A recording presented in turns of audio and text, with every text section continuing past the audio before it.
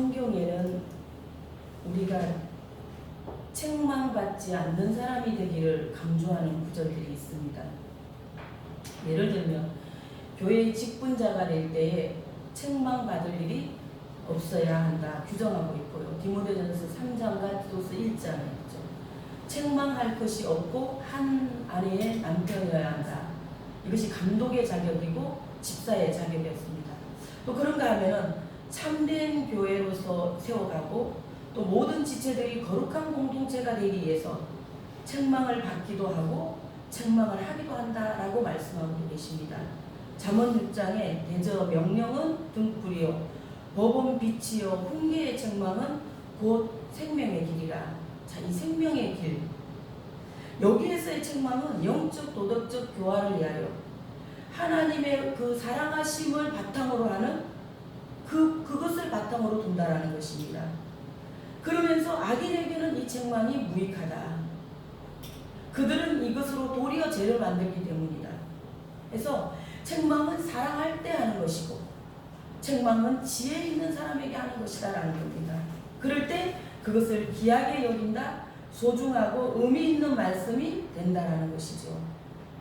계시록에서 7개의 지역에 있는 교회들에게 보내는 이 편지, 이 메시지는 지리적인 순서별로 항구 예배소로부터 이제 북쪽으로 올라가면서 그 다음 항구인 서머나, 그 다음에 버가, 그리고는 이제 동쪽으로 옆으로 가서 두아디라와 사데와 빌라델비아 교회, 빌라델비아 지역과 라오디게아, 이렇게 해서 이제 순서대로 정해져 있고요.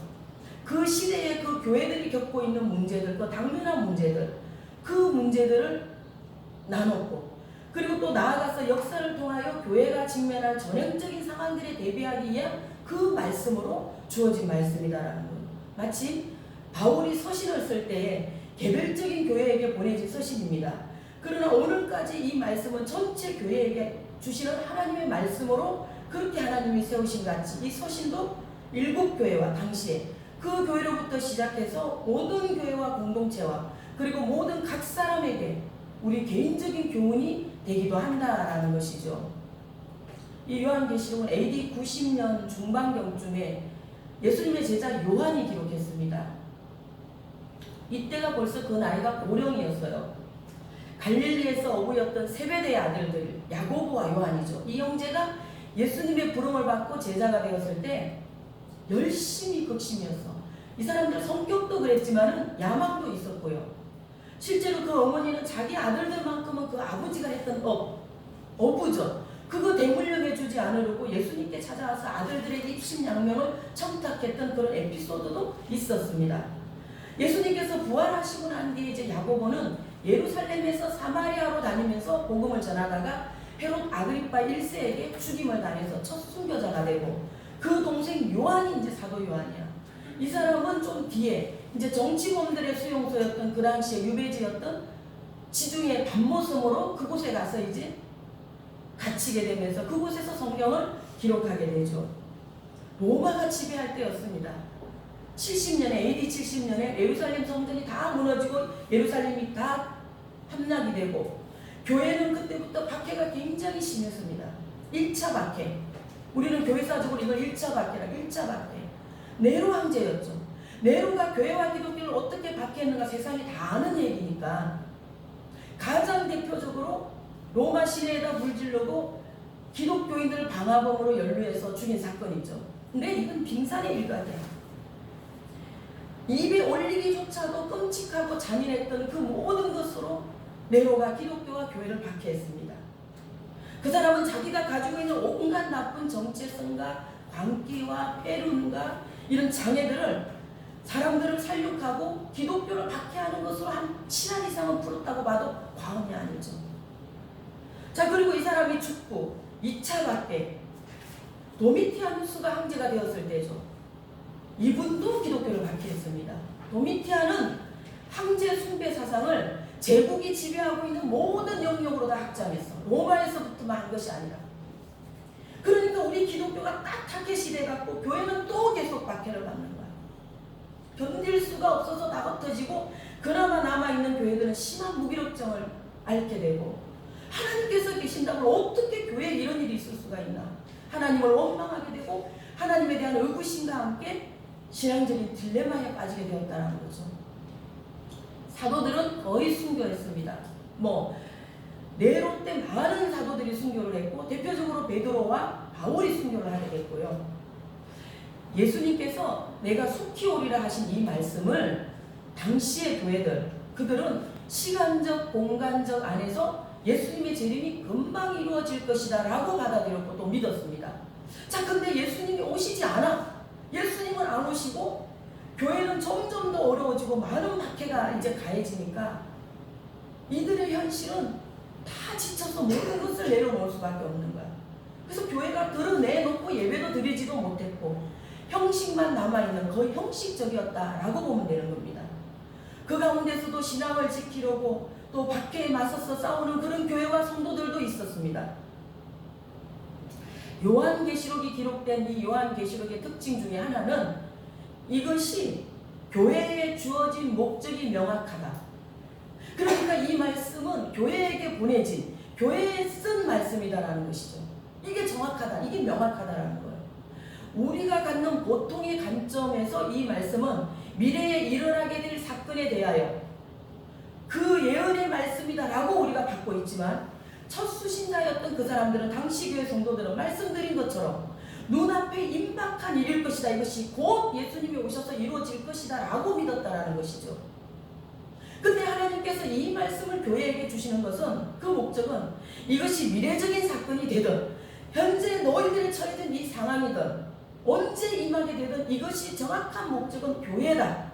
교회론적인 예언이다. 이게 세상적인 예언이 아니고 교회론적인 예언이다.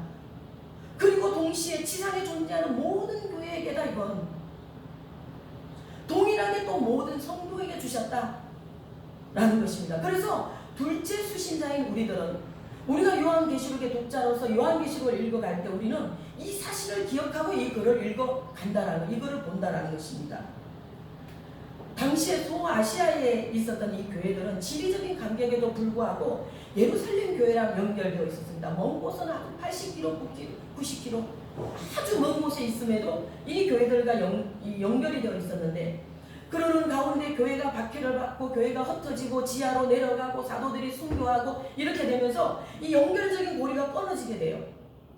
그러나 교회는 여전히 영적으로나 복음적으로나 각각 개 교회면서도, 그러면서도 하나의 단일한 교회, 예루살렘으로부터 갔어요. 이방으로 사마리아와 땅끝까지 가서 세워진 모든 교회, 우리의 교회, 이 모든 교회는 공교회다, 이런 개념으로 생각하고 있었던 거예요. 그렇기 때문에 서신에 나오는 모든 내용은 하나님의 위로와 칭찬과 격려와 그리고 책망과 이 모든 내용들이 1차적으로는 7교회였지만은 세상 모든 교회, 보편적인 교회, 이 교회들에게 동일하게 하나님이 주신 말씀이다라고 생각하고 있었습니다. 또 그렇게 하나님께서 우리에게 주신 말씀이죠. 사도 요한이 이 묵시록을 기록하기에 앞서서 자기가 이 글을 쓰게 된 것에 대한 하나님께로부터 자기가 본 환상, 그 형상군에 대해서 그 형상을 이야기하게 됩니다. 계시록 전체에는 4개의 형상군이 나오고 있어요. 근데 지금 오늘 우리가 본 3장과 1장부터 3장까지에 있는 이 형상이 첫 번째 형상군이라고 볼 수 있죠. 자, 이곳에 보면은 7배의 금 촛대가 있었고, 우리가 읽지 않은 앞편 부분이에요. 촛대가 있었고 7배를 진미가 인자 같으신 분이 걸어 다니시는데, 그 눈은 불꽃 같고 그 발은 풀무불에 단련된 빛 같으며 그 음성은 물소리 같더라. 그렇게 하신 이가 말씀하시기를 여러 말씀을 하시고 네가 본 것을 지금 기록하고 두루마리에 써서 교회들에게 보내라 하시기로, 이렇게 이제 요한이 서두에서 밝혔습니다. 자, 이제 이 7교회에게 보내진 서신의 내용들은 우리가 다 너무 잘 알고 있으니까 이거는 이제 넘어가서 건너뛰어서 교회들에게 주시는 위로와 칭찬과 또 더불어 주시는 책망에 관한 내용들이었죠. 그러면서 하나님께서는 내가 너희를 안다, 내 행위를 아노니 너희 중에서 이기는 자에게는 내가 생명의 멸류관을 주고 생명나무의 열매를 먹게 하고 만국을 다스리는 권세를 주시며 내가 하나님의 보좌에 앉은 것처럼 너희도 그렇게 하게 하리라. 이 말씀을 하시면서 기 있는 자는 성령의 교회들에게 하는 말을 들을지어다. 이렇게 이제 편지가 진행이 되고 있습니다. 대부분의 교회들은 위로와 칭찬을 받았습니다. 그리고 책망도 하셨어요. 너희 수고와 인내와 한란과 궁핍 이거 내가 알고 믿음을 저버리지 않는 것과 나를 배반하지 않는 것과 사랑한 것과 다 내가 이걸 알고 있어. 자, 이렇게 알고 계신다고 하시면서 칭찬하셨는데 여기에서 유일하게 칭찬받지 못하고 책망만 받은 교회가 오늘 우리가 읽은 라오디게아 교회였습니다. 다른 문서에 보면은 4대 교회도 그렇다라고 얘기하는데 3장 4절에서 보면 너희 중에 옷을 더럽히지 않은 이가 몇이 있다 이렇게 말하니까 4대 교회는 칭찬받았어요. 자, 이래서 이 라오디게아 교회를 한번 우리가 보아야 될 필요가 있는 거죠. 라오디게아 교회를 보기 위해서는 그 당시에 우리가 도시를, 그 라오디게아의 도시를 이제 한번 볼 수 있기를 원합니다. 지금의 터키예요. 이 성지순례 다녀오신 분들은 너무 잘 알고 계실 것이고 2000년도 훨씬 더 전에 이 라오디게아라고 하는 도시가 있었던 이곳은 지금은 일부 지역에 이제 촌락들이 이제 있어서 그 촌락을 중심으로 마을이 형성되어 있지 버려진 고대 도시라고 할 수 있죠. 근데 이 도시가 과거에 영화로운 도시였다라는 거죠. 기록들도 있고 또 발굴을 하면서 이제 드러나게 되는 것을 보면 이 도시가 지리적으로나 지형적으로 사방 다 뚫려 있어서 너무나도 번영한 도시였다라는 거죠. 이곳에 도시의 흔적들, 체육관이라든가 극장이라든가 이 모든 그 경기장 이런 것들이 큰 것들이 자리하고 있고 너무나도 긴 수로들이 이 도시를 이렇게 들어오게 이 도시에 들어오는 진입로로 되어 있다라는 거예요. 과거에 이제 250년 BC 250년에 그쯤에 안티오코스 2세라는 사람이 자기 아내죠 라오디케 그녀를 위해서 세운 도시예요. 그래서 라오디게아입니다. 이 도시 이름이. 근데 이 도시는 처음부터 친로마였어. 로마에 충성하고 로마를 위해서 세워진 도시라고 볼 수 있네요. 이러다 보니까 오만 혜택을 다 갖고 있었어요. 그래서 큰 도시를 이룰 수 있었고 뭐든지 넉넉하고 살기 좋고 로마 총독이 들어와서 직관할 수 있는 이 간저가 가까운 곳에 있다 보니까 안보와 행정이 보장이 되어 있는 거예요. 그러니까 라오디게아는 지배받는 지역이다, 이 속국이다라기보다도 오히려 이들은 로마로부터 보호를 받는 지역이다라고 특혜를 받고 있는 곳이다라고 할 정도로 되어 있었어요. 도로가 잘 뚫려 있으니까 지금 세상도 그렇잖아요. 길이 잘 되어 있어야 모든 것이 유통이 다 움직일 수 있죠. 그 당시에도 그러니 상업도 무역도 다 활발하게 그곳에서 이루어지고 있었고 여기에 유명한 곳이 너무 많아 라오디게아에는. 근데 그 중에 또 명문 의대가 하나 있었습니다. 그 유명한 과가 안과였다 그래요. 금강이 있어서 좋은 금들이 그곳에서 났고요. 자, 이런 도시에서 뭐가 아쉬운 게 있었겠습니까? 그래서 라오디게아 교회에 변지할 때는 이 지역의 특성이라든가 이런 모든 것들이 다 이동이 되어 있어. 그 서신 속에 우리가 읽은 이 본문 속에요. 딱 한 가지 아쉬운 거는 물사정이 나빴다. 강에서 물을 끌어오는데 이게 충분하지가 않아서 저 고지대의 이 골로새 지역에 있는 그 계곡의 차가운 물을 서로로 끌어오고 서쪽으로 한 10km 정도 가면 히에라볼리라고 하는 곳에 천은 온천이 있었는데 그 온천물 펄펄 끓는 온천물 끌어오고 이 두 개를 섞어서 사용하고 있었는데 이게 영 미지근했던 거예요. 식수로도 적합하지 못해서 비가 약한 사람은 마시면 딱 토하기 좋은 맛. 이게 이제 그들의 아쉬움이었다는. 라오디게아 교회를 책망하실 때 이 말씀을 하는 미지근하다. 내가 입에서 토하리라 그러셨던 이 비유도 여기서부터 비롯된 거죠.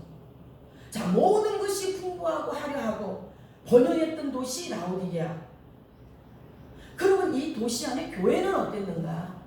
칭찬받지 못했잖아요.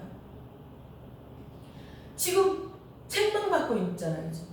이들은 소중한 것을 모르고 있었어. 가치 있는 것도 모르고 하나님께 전혀 관심이 없는 그냥 육신에 그들의 그 육신의 풍족함에 살아서 이걸 누리고 또 이것을 유지하고 그런 영혼을 볼 생각도 그런 피로도 느끼지 못했다는 대표적인 교회였다는 것입니다. 이 영적인 무관심을 책망하시면서 하나님께서는 너희가 이걸 모른다, 모르고 있다라고 그러셨습니다.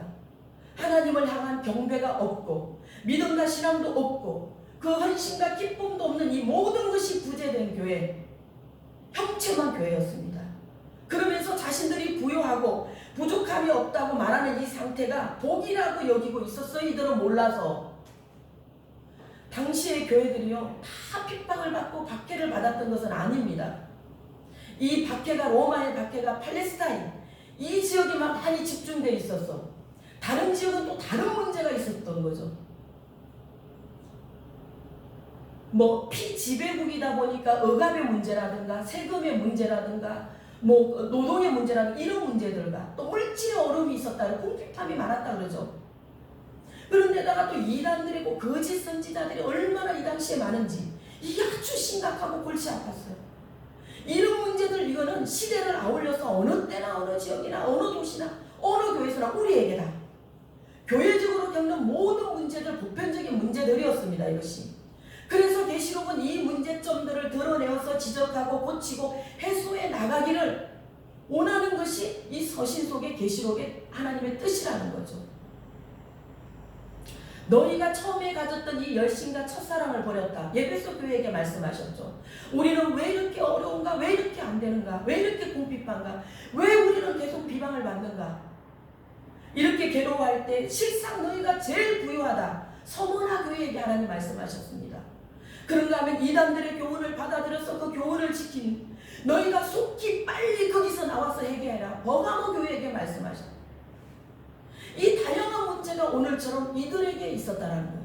이들의 문제가 오늘의 우리의 문제고 일곱 교회의 모든 그 문제가 보편적인 교회의 문제다라는 것입니다. 라오디게아 교회는 차지도 덥지도 않은 이 그들의 미지근함에서부터 이 문제들이 시작이 되는 겁니다.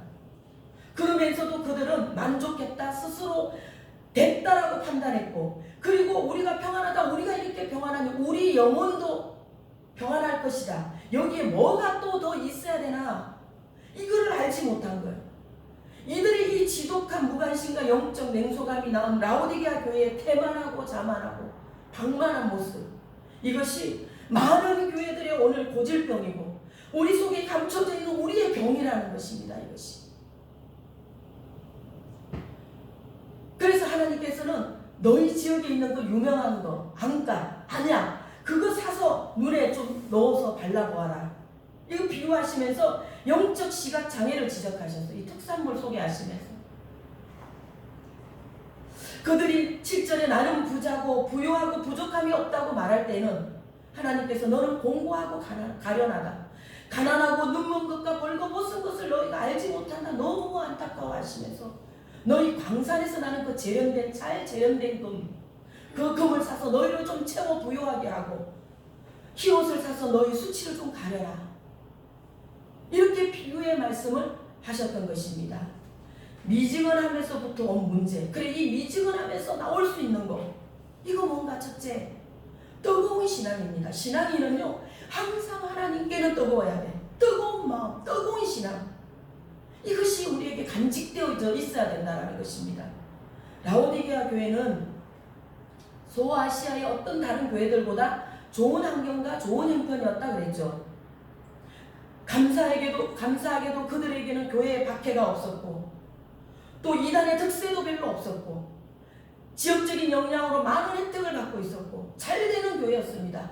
근데 오히려 그들은 그 좋은 것을 나태와 안일과 냉랭함으로 스스로 어리석게 하고 영적 무감각함으로 스스로 밀어나게 했다는 것입니다. 이것이.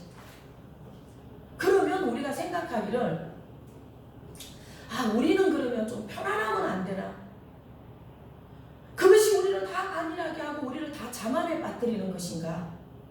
계속적으로 그럼 어떤 문제가 있어야 하고 어렵거나 공격을 받고 힘들고 궁핍하고 몰리고 그럴 때 하나님이 정말 나의 하나님이 되어주시는 것이고 나의 신앙적인 에너지가 꼭 고난과 함께여야 한다는 것이 우리가 생각하게 되는 거죠. 물론 어떤 상황적인 설정과 또 환경에서 그럴 수도 있습니다. 또 그 사람의 믿음의 분량에 따라서도 그럴 수 있습니다.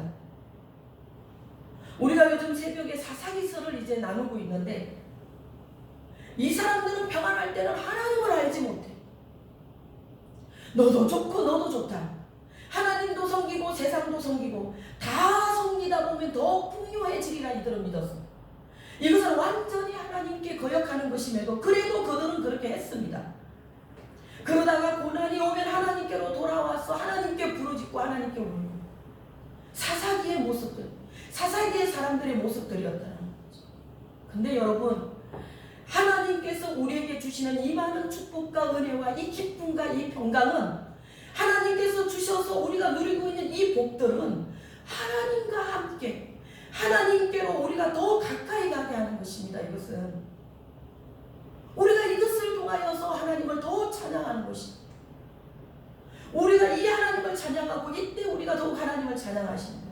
그래서 우리가 누리는 이 모든 것은 하나님께로부터 온 말미암은 것입니다.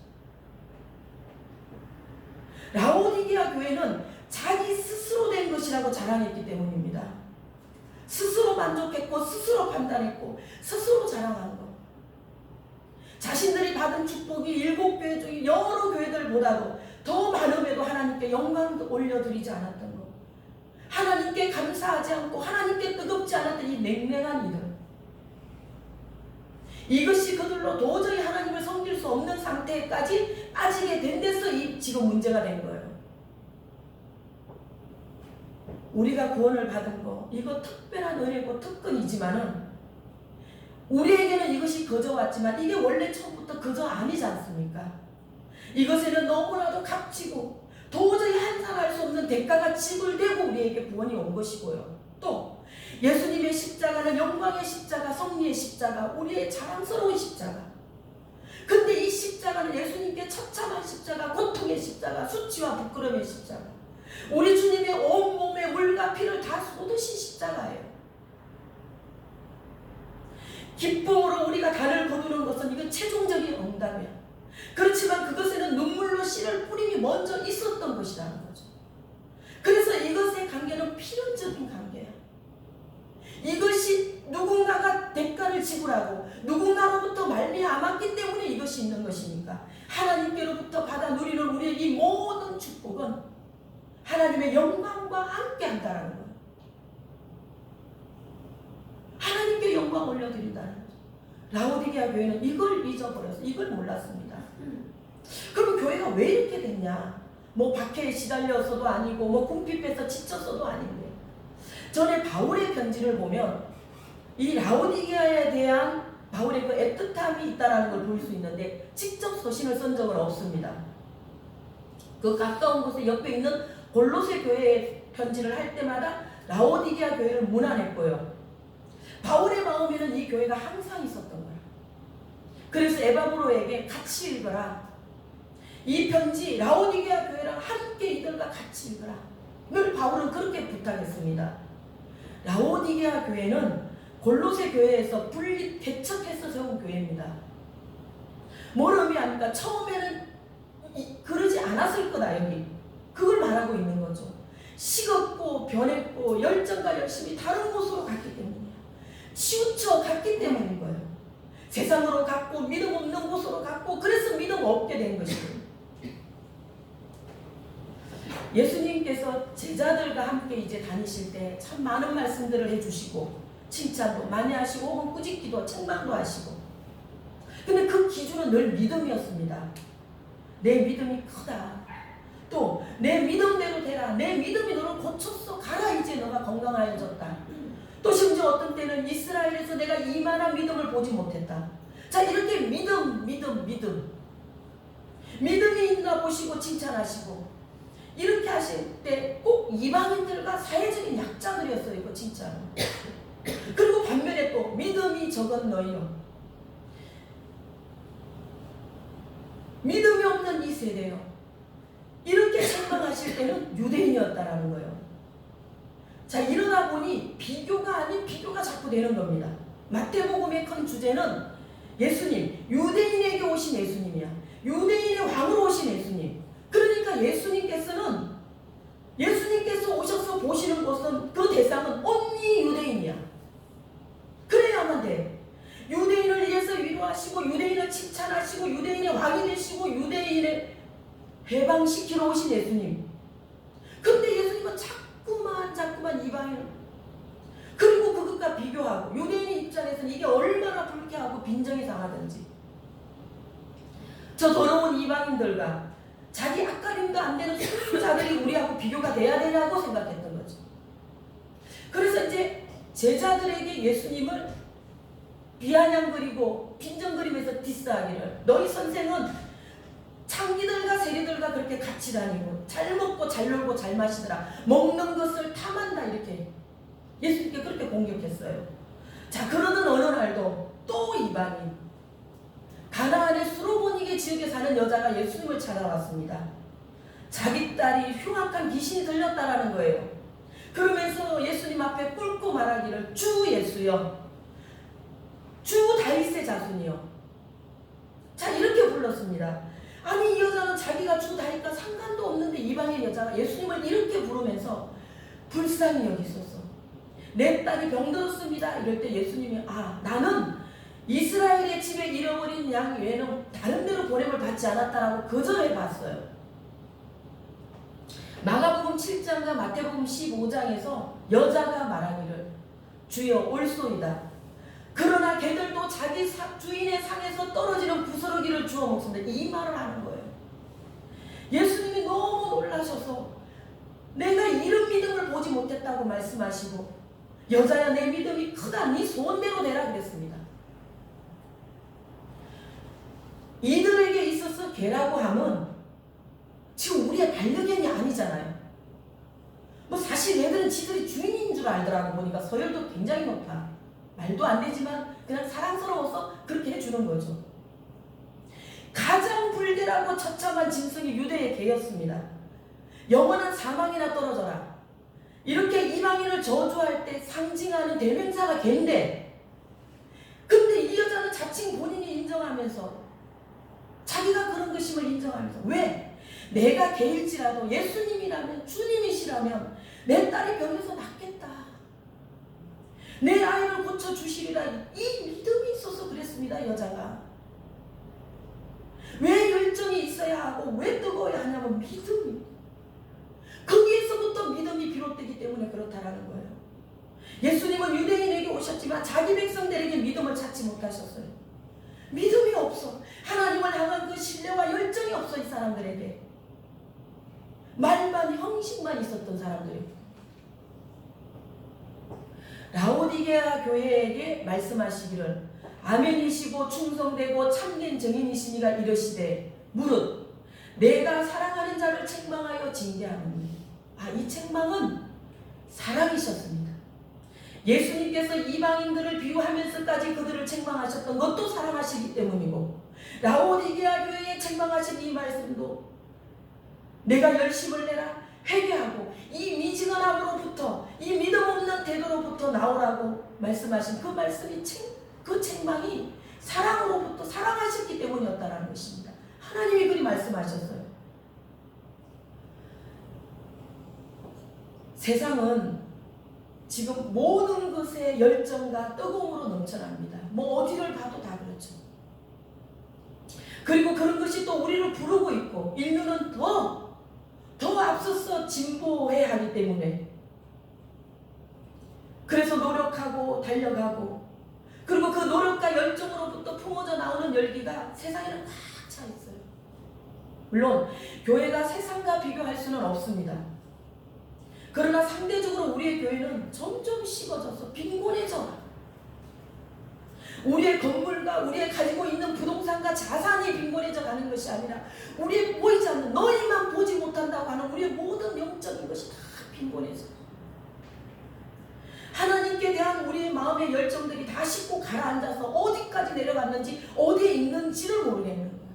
뭐 거기 어디 그 언저리에 내 마음에 내 심정에 그 어디 언저리에 있겠지 하고 그냥 우리는 그렇게 믿고 가는 거죠. 예배의 간격도 뜨거움도 없고 이 예배가 아니고서는 내가 죽겠다라고 하는 그 절실함도 우리는 다 잊었어. 이제는 어떤 모양으로 예배할 수 있어 라고 생각합니다. 하나님께 이렇게 마음의 문이 닫힌 모습으로 내 안에서 이 간격을 제한하고 하나님과 나의 간격을 제한하고 조절하더라는 거예요. 그래서 더 가지 말자. 다 여기에 서 있자. 여기까지 내가 멈춰서자. 그것을 내 속에서 내 안에서 내가 결정했을 때 주님은 밖에 서 계십니다. 세상이 우리를 받게 한 것도 아니고 주님이 우리를 실망시킨 것도 아닌데 우리가 그래. 우리가 그래. 하나님의 말씀에서는 그 어디도 우리가 주님 앞으로 가는 것에 제한을 둔 곳이 없습니다. 열심과 뜨거움으로 가라. 왜? 예수님이 우리를 사랑하시고 우리를 위하여 죽기까지 사랑하시기 때문에. 그리고 자기를 단번에 들임받았다 그래서 자기를 단번에 들고 우리를 죄에서 살려내고 우리를 구원하셨는데 이 큰 사랑을 입은 우리가 또 주님의 그 몸으로 사신 우리의 교회들이 온 힘을 다하고 온 마음을 다하고 우리 온 열정을 다 쏟아서 주님을 사랑해도 부족한 우리라는 것입니다. 이 주님을 생각하고 이 주님 앞에서 우리는 뜨거워야 한다. 우리는 열정적이어야 한다는 것이죠. 두 번째, 하나님의 음성에 귀 기울여 듣자입니다. 하나님의 음성은 하나님이십니다.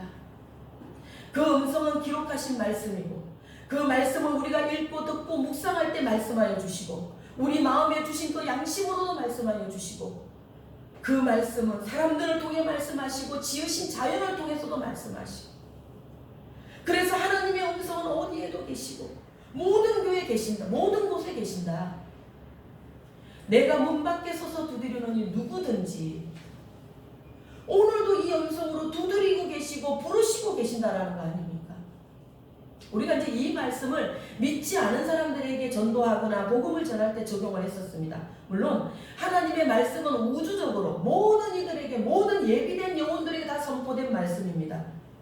근데 여기서 이 본문에서 의도하는 의미 누구든지 내 음성을 문을 열면 이곳은 교회들에 있어서 하나님 주시는 말씀입니다.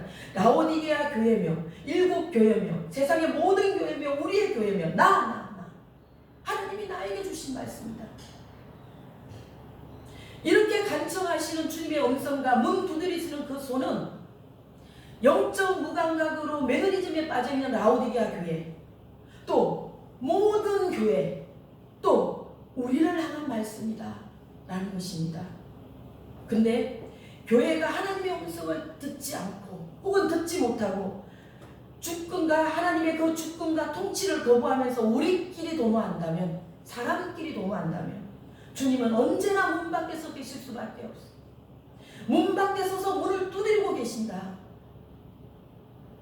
이 문장을 헬라어 주석에서는 이렇게 해석하고 있었습니다. 이미 오셔서 준비가 완료된 상태에서 계속하여 간청하고 계신다.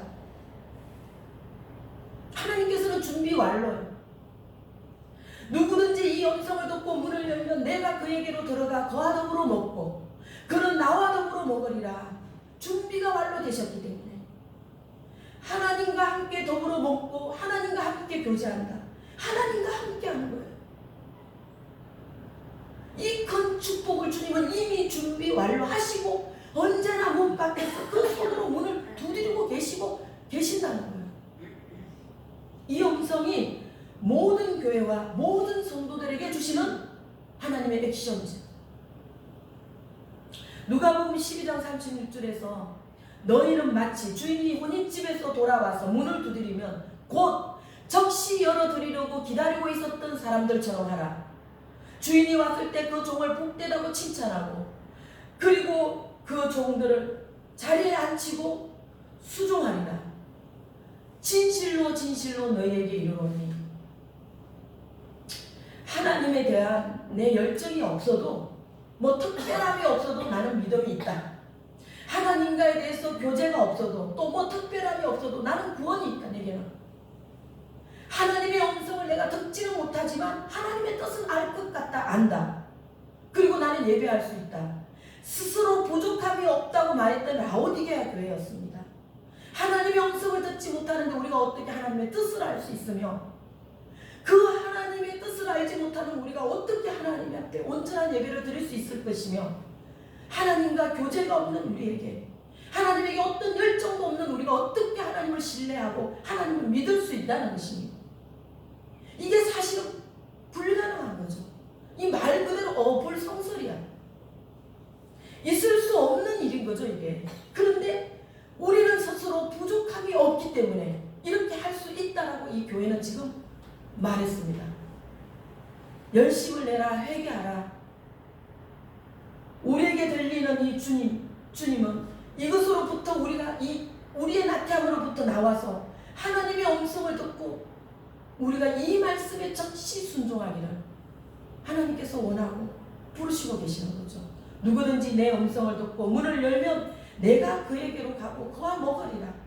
이기는 자에게는 내가 이겨서 아버지의 보좌에 지금 앉아 있는 것 같이 너희도 내가 그렇게 앉게 하리라. 정확한 말씀이 말씀.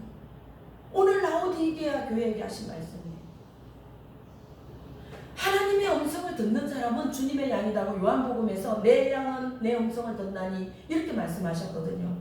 어떤 사람이 자기의 선택과 결심으로 이 음성을 듣게 되는 것이 아니고 우리가 목자 대신 그분의 음성을 양이기 때문에 그분의 양이기 때문에 그 목자의 양이기 때문에 듣는다라는 거. 이 음성을 들을 수 있고 이 음성을 따를 수 있다라는 것입니다.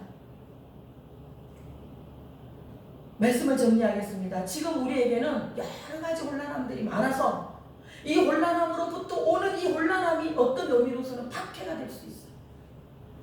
박해라고 할 수 있는 거예요.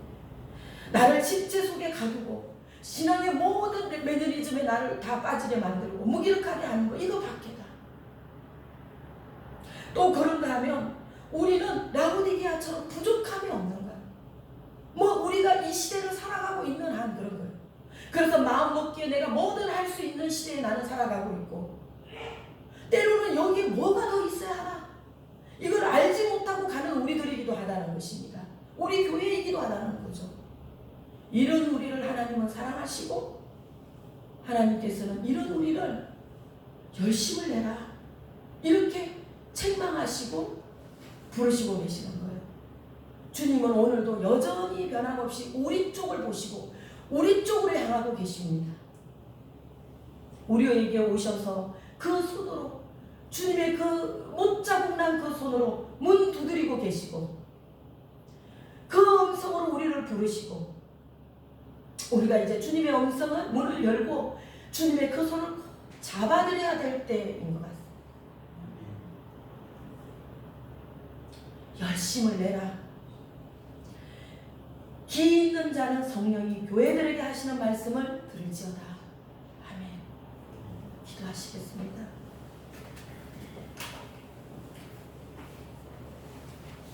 우리를 구하시려고 이 땅에 오시는 주님, 우리 예수님, 사순절 넷째 주일을 저희가 맞습니다. 십자가를 향해 점점 가까워지는 주님의 그 무거운 걸음을 우리가 느끼게 하고